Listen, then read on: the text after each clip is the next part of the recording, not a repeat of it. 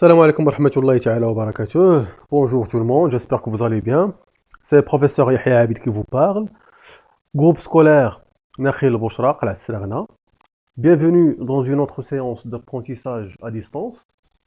C'est la deuxième partie du premier chapitre, les micro-organismes ou bien les microbes. Donc on a déjà vu la séance précédente la définition des microbes, leur milieu de vie, on a jeté un coup d'œil sur la classification de ces micro-organismes. Aujourd'hui, on va essayer de détailler un peu plus dans la classification de ces êtres vivants microscopiques. On va voir en quoi consiste leur dangerosité. Puis on va voir une catégorie de ces microbes qui n'est pas du tout dangereuse et qui est au contraire très utile aux êtres vivants, notamment à l'homme.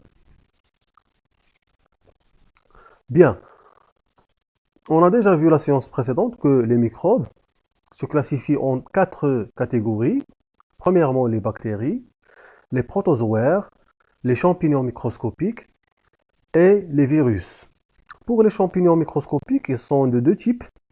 Premièrement, les levures, à savoir les levures de pain, de bière, etc. Le deuxième type, ce sont les moisissures, par exemple la moisissure des fruits, du pain, des mûres, le pénicillium, etc. La dangerosité, avant la dangerosité, on va voir quelques types de bactéries. Donc la bactérie, en fonction de sa forme, il y a trois types de bactéries. Premièrement, les bacilles sont des bactéries dont la forme ressemble à des bâtonnets. Les spirules qui ont une forme spirale et les coques qui elles ont une forme de globule ou bien de boule. Pour les coques, il y a quatre types selon le nombre et l'ordonnance des globules ou bien des boules. On a les monocoques, ce sont des bactéries qui sont formées d'une seule boule. Les diplocoques sont formés de deux boules. Et les streptocoques, ils ont une forme de chaîne, de boule. Et finalement, le quatrième type, ce sont les staphylocoques, qui sont des bactéries euh, formées de globules en amas. Voilà. Passons maintenant à la dangerosité des micro-organismes. On va essayer de répondre à deux questions principales. La première, c'est comment ces microbes prolifèrent-ils à l'intérieur de l'organisme vivant? La deuxième, c'est à quoi consiste leur dangerosité? Commençons par la multiplication rapide, par exemple chez les bactéries. On a vu la séance précédente que les bactéries, ils se multiplient et se prolifèrent par voie de division cellulaire. Ça veut dire qu'une cellule se divise pour donner de bactéries. Une bactérie, ça donne deux bactéries après une durée de 20 minutes en moyenne. Ça veut dire au bout d'une heure, de 60 minutes, une bactérie va se transformer en 8 bactéries. C'est une multiplication qui est très rapide. Le diagramme explique cette évolution rapide. On a commencé par une seule bactérie et au bout de 10 heures, on est à un nombre de bactéries de presque ou bien environ 2000 bactéries. Donc les bactéries pathogènes sont caractérisées par la multiplication rapide, mais à condition de la présence de conditions idéales pour la multiplication de ces bactéries. Notamment, je dis notamment, la température et les nutriments. Donc le milieu doit avoir une température idéale et doit fournir des nutriments essentiels et indispensables pour la nutrition de ces êtres vivants. La même chose pour les virus. Donc les virus, on a vu la séance précédente qu'ils se multiplient par l'envahissement d'une cellule vivante. Ici, on a la cellule vivante et ça, c'est le virus qui se colle sur la membrane cytoplasmique de la cellule en essayant de pénétrer là-dedans. Voilà, si le schéma montre que le virus s'insère dedans et injecte un programme génétique dans le noyau de cette cellule en la transformant en une usine qui produit des virus, des milliers de virus, au lieu de produire des protéines utiles pour le corps ou bien pour l'organisme. C'est le phénomène de l'assimilation cellulaire. On l'a déjà vu dans le cours de respiration cellulaire.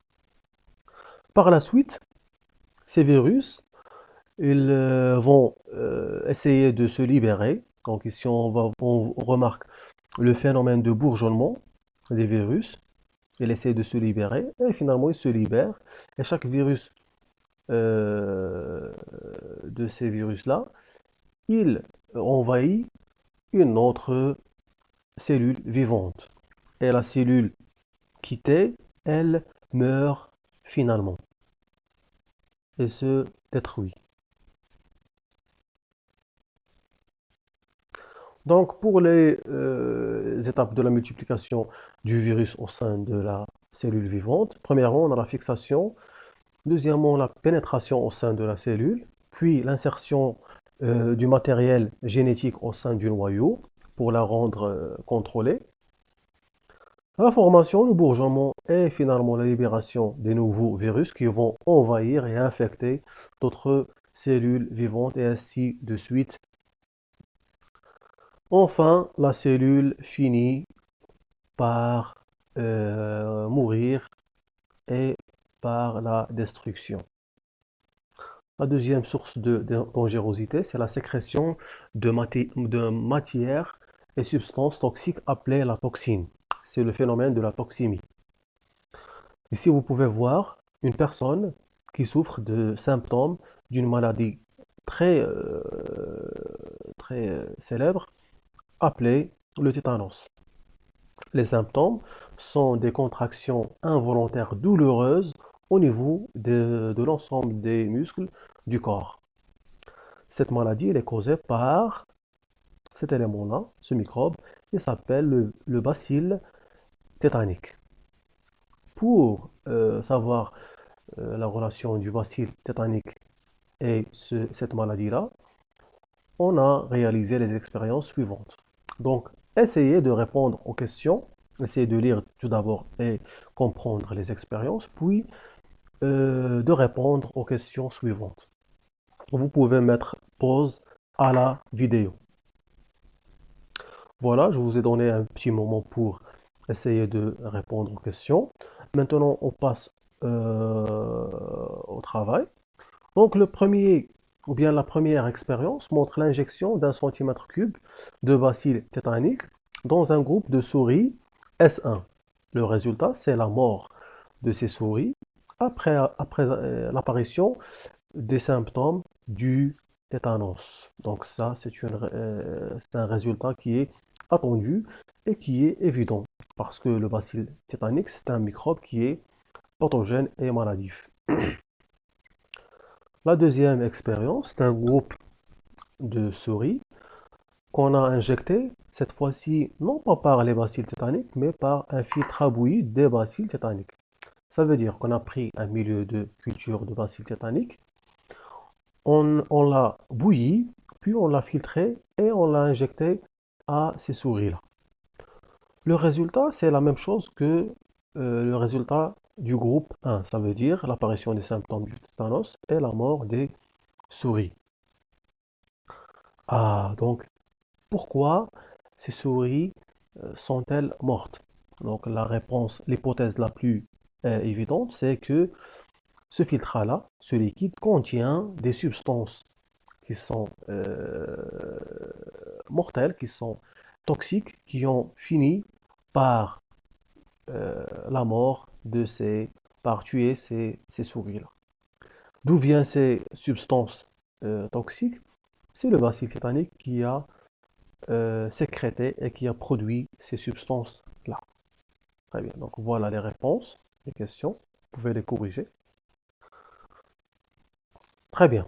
Donc, comme conclusion, on va dire que les bactéries, elles produisent et sécrètent des matières et substances toxiques appelées toxines qui influencent et affectent le système nerveux, ce qui provoque des contractions involontaires douloureuses sur les muscles du corps ou bien de l'organisme et qui finissent par la mort de l'individu.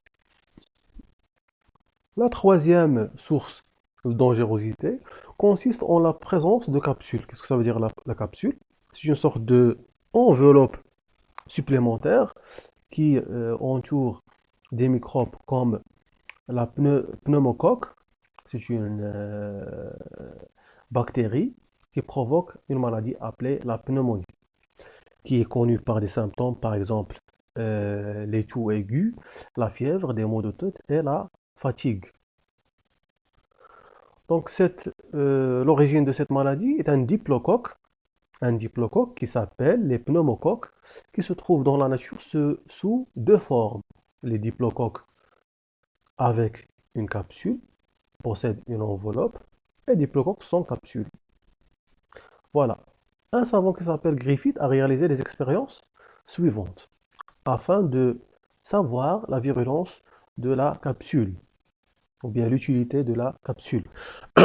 Il a pris un groupe de souris S1, il l'a injecté par les diplocoques avec capsule, ça veut dire les pneumocoques avec capsule. Le résultat, c'est la mort des souris et l'apparition des symptômes de la maladie de la pneumonie.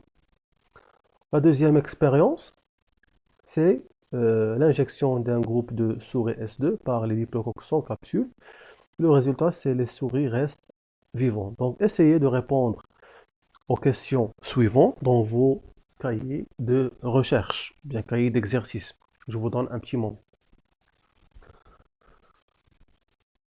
Voilà, donc j'espère que vous avez réussi à répondre à vos questions. Revenons à la première expérience. Donc la cause pour laquelle les souris sont mortes, c'est que les pneumocoques qui ont la capsule, bien évidemment, c'est la capsule qui est responsable de la mort des souris. Mais comment? Tout simplement, la capsule ici fournit une certaine protection et résistance aux microbes contre le système immunitaire des souris, ce qui rend la tâche de l'élimination de ces microbes par le système immunitaire très difficile, voire, si vous voulez, impossible, ce qui provoque la mort des souris. Pour la deuxième, ces pneumocoques, ils n'ont pas de capsule, ce qui provoque ou bien ce qui les rend facile à éliminer par le système immunitaire des souris. Donc voilà la correction, vous pouvez la prendre. Et finalement, l'évolution rapide des virus. Donc certains virus ont le caractère de changer et d'évoluer rapidement de temps en temps. Par exemple, le virus qui cause la grippe, il évolue d'une année à l'autre. Et dans les pharmacies, vous pouvez trouver chaque année un nouveau vaccin